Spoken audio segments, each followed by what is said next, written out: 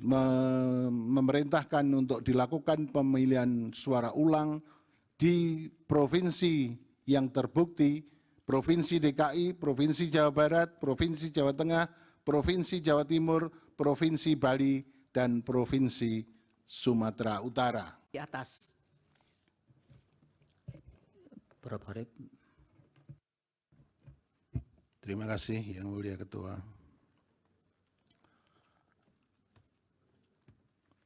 Mohon maaf mengusik dan menunda istirahat Bapak Ibu sekalian. Bismillahirrahmanirrahim. Hakim Konstitusi Arief Hidayat menyampaikan pendapat berbeda atau dissenting opinion yang diberi judul Membangun Peradaban Negara Hukum Indonesia yang Demokratis Berdasarkan dan Berkarakter Pancasila. Sebuah catatan penting dalam pemilihan presiden dan wakil presiden tahun 2024 dengan pertimbangan hukum sebagai berikut. Menimbang bahwa setelah Mahkamah memeriksa secara seksama, serta sebelum saya mempertimbangkan pokok-pokok dalil permohonan pemohon, saya akan menyampaikan suatu hal yang bersifat prinsipil karena berkenaan erat dengan corak dan karakter negara hukum yang demokratis yang kita anut. Oleh karena itu, saya akan menyampaikan secara umum dua perspektif, yaitu perspektif ideologis filosofis dan perspektif sosiologis empirik.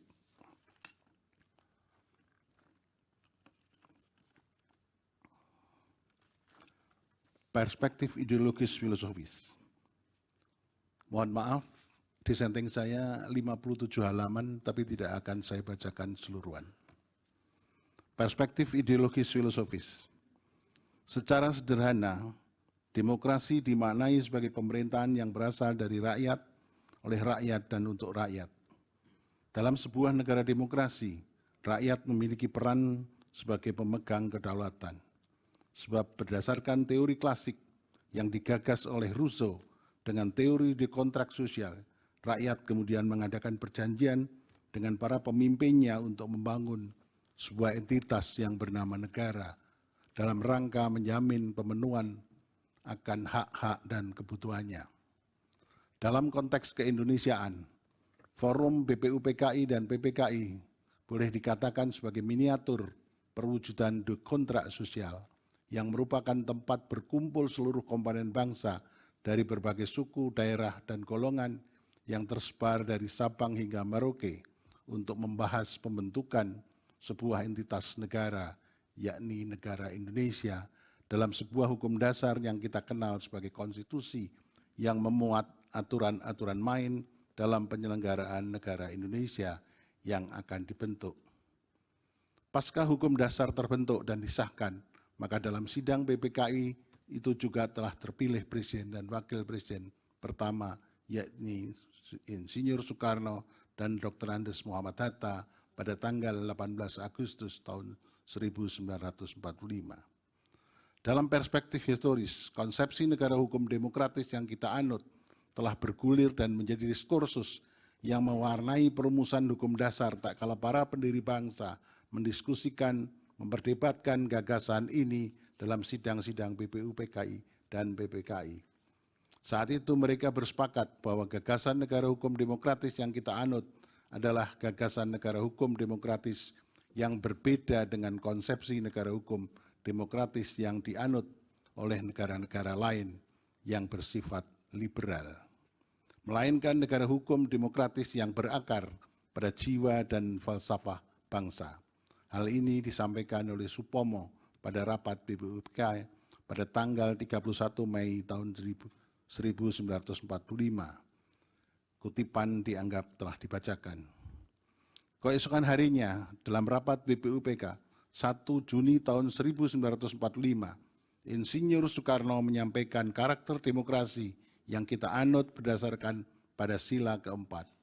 Menurutnya, yang dimaksud dengan demokrasi yang kita anut bukanlah demokrasi model barat, tetapi politik ekonomi sedemokrasi, yaitu politik ekonomi demokrasi dengan sosiale rechtvaardigheid, demokrasi dengan kesejahteraan dan paham gotong royong. Menurut Soekarno, demokrasi politik dan demokrasi ekonomi menghasilkan demokrasi sosial. Muhammad Hatta juga memiliki pandangan yang tidak jauh berbeda dengan Soekarno. Hatta menyatakan dianggap telah dibacakan.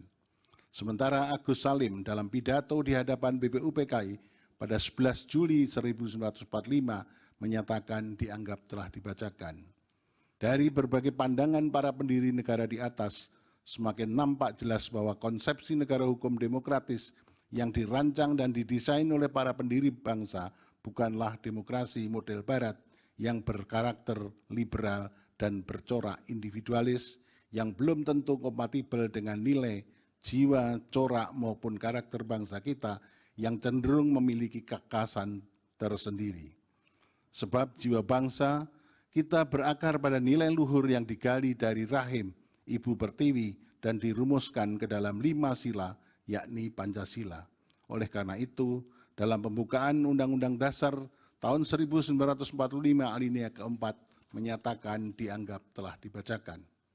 Kutipan yang menyatakan, yang berkedaulatan rakyat dengan berdasar kepada ketuhanan yang Maha Esa dan seterusnya, memuat makna bahwa kedaulatan yang dimaknai sebagai demokrasi itu harus didasarkan pada nilai-nilai luhur Pancasila. Hal ini menegaskan bahwa anutan sistem demokrasi yang kita anut adalah anutan demokrasi yang didasarkan pada nilai-nilai Pancasila.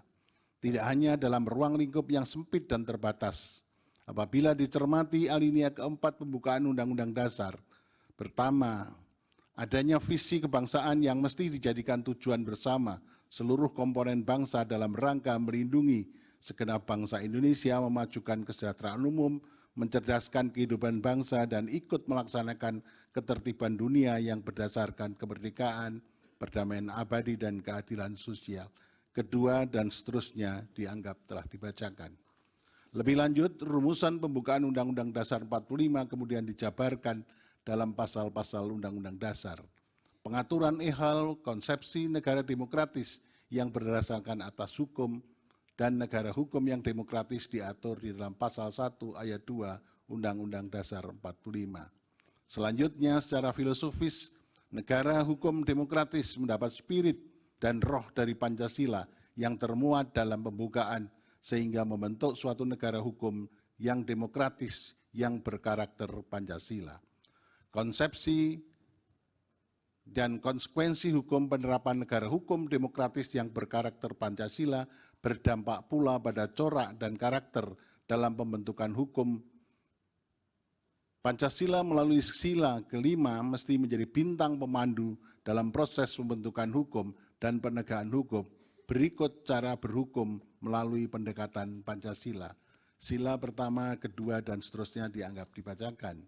Hukum adalah untuk manusia, bukan manusia untuk hukum. 2. Menolak mempertahankan status quo dalam berhukum. 3. Mengatasi hambatan dalam menggunakan hukum tertulis. Dan seterusnya dianggap telah dibacakan. Oleh karena itu, berhukum dengan berkarakter Pancasila haruslah bertujuan untuk memberikan kemaslahatan dan kesejahteraan bagi seluruh warga negara Indonesia, baik secara lahir maupun batin. Di sisi lain, menurut Bung Karno, demokrasi permusyawaratan itu memiliki fungsi ganda, yakni menjadi sarana untuk mengadu ide, gagasan, dan aspirasi golongan yang ada di dalam masyarakat dalam suatu badan perwakilan. Namun di sisi lain, dengan semangat permusyawaratan justru akan menguatkan negara persatuan. Permusyawaratan diharapkan dapat dibimbing oleh semangat kekeluargaan berdasarkan hikmah, kebijaksanaan agar menjadi sintesis yang bermutu bagi kebaikan. Perwujudan dari demokrasi permusyawaratan dimanifestasikan pada penyelenggaraan pemilu yang demokratis, sebab salah satu ciri negara demokratis yang berlandaskan hukum yang paling kentara dan menjadi pembeda antara negara demokrasi dengan negara non-demokrasi adalah adanya pemilihan umum yang adil dan dilaksanakan secara periodik untuk bertujuan memilih para wakil rakyat dan duduk di parlemen maupun memilih presiden dan wakil presiden sebagai penyelenggara pemerintahan ataupun pada tataran lokal memilih kepala daerah. Hal ini senada dengan pendapat Samuel Issacharoff yang mengatakan, di negara-negara yang baru bangkit dari pemerintahan kolonial atau resmi despotik, pemilu merupakan konfirmasi atau transformasi demokrasi, meskipun pemilu seringkali berfungsi sebagai penanda siapa yang akan memegang otoritas di negara di dunia yang penuh dengan urusan kami melawan mereka yang belum selesai. Pemilu juga dapat dianggap sebagai perwujudan dan pelaksanaan hak rakyat dalam memilih maupun dipilih yang merupakan implementasi dari partisipasi dalam penyelenggaraan pemerintahan. Selanjutnya pada halaman 8, halaman 9, halaman 10, urean-urean mengenai itu telah dianggap dibacakan. Di negara kita, prinsip penyelenggaraan pemilu atau dikenal dengan prinsip keadilan pemilu atau electoral justice diatur di dalam Undang-Undang Dasar 45 sebagai hukum tertinggi, khususnya di dalam ketentuan pasal 22E ayat 1 Undang-Undang Dasar tahun 1945 yang menyatakan pemilihan umum dilaksanakan secara langsung, umum, bebas, rahasia, jujur, dan adil setiap 5 tahun sekali. Artinya, untuk mengukur kualitas pemilu, maka alat ukur yang dapat digunakan adalah apakah pemilu yang diselenggarakan telah dilaksanakan sesuai dengan asas pemilu, yakni langsung, umum, bebas, rahasia, jujur, dan adil sebagaimana prinsip keadilan pemilu. Perspektif sosiologis empirik. Pasca era reformasi yang ditandai oleh jatuhnya rezim non-demokratis pada tahun 1998, praksis kita telah melaksanakan beberapa kali pemilihan umum yang dilakukan secara periodik 5 tahun sekali, dimulai pada tahun 99, 2004, 2009, 2014, dan 2019. Dan pada tahun 2024 ini, artinya sudah 6 kali kita mengadakan pemilu, anggota badan-badan perwakilan rakyat dan pemilihan presiden dan wakil presiden. Bahkan pemilihan umum 2024 merupakan pemilihan umum serentak yang cukup kompleks, sebab selain diselenggarakan secara serentak pada hari yang sama untuk memilih calon presiden dan wakil presiden, pemilu juga dilakukan untuk mengisi sebanyak 580 anggota DPR, 2.372 kursi anggota DPR di provinsi, 1.510 kursi anggota DPR kabupaten kota, dan sebanyak 152 kursi anggota DPD pada November tahun 2024, dan akan ada 545 daerah yang menyelenggarakan pemilihan kepala daerah secara serentak untuk memilih pemimpin daerah di tingkat provinsi, kabupaten, dan kota. Dari pelaksanaan 6 kali pemilihan umum ini pula kita dapat mengukur kadar kematangan atau tingkat maturitas demokrasi kita. Sebab penyelenggaraan pemilihan umum yang adil dan dilaksanakan secara berkala acap kali dijadikan salah satu instrumen untuk mengukur apakah kadar demokrasi kita menjadi semakin baik atau bahkan mengalami penurunan.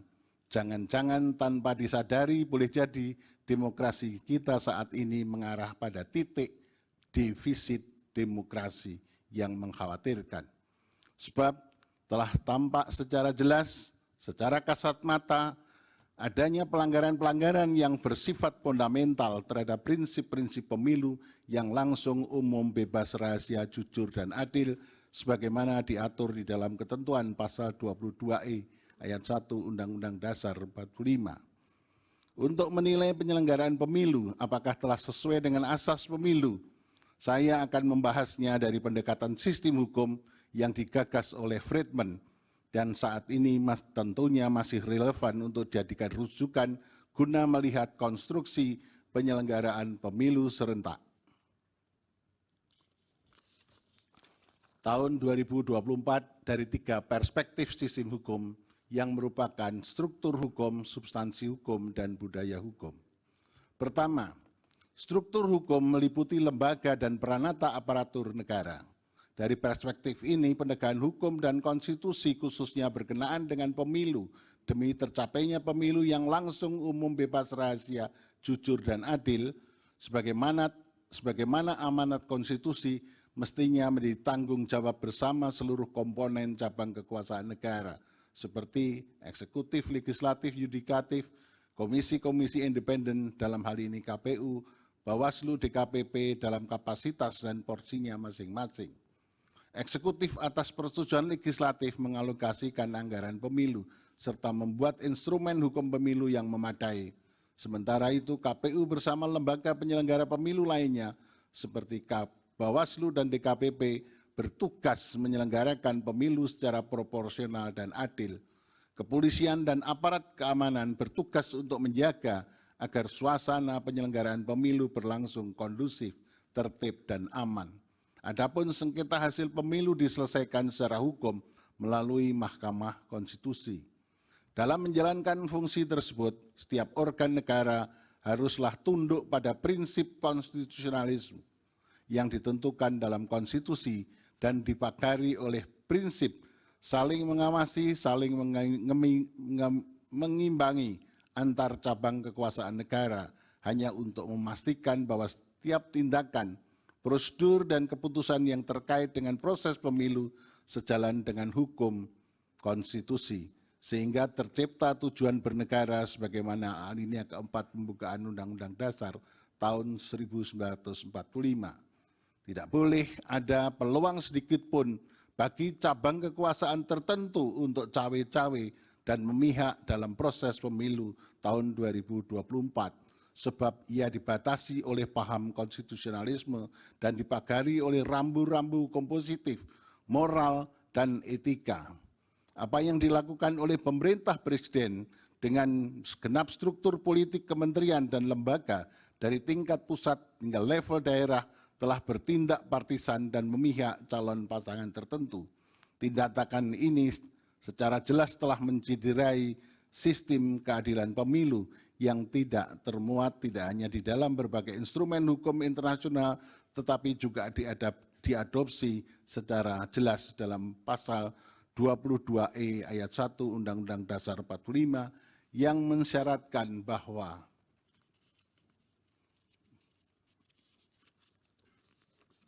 penyelenggaraan pemilu 54 dianggap telah dibacakan, semua dalil-dalil dianggap terbukti berlawanan dengan hukum, oleh karena itu harusnya dikabulkan.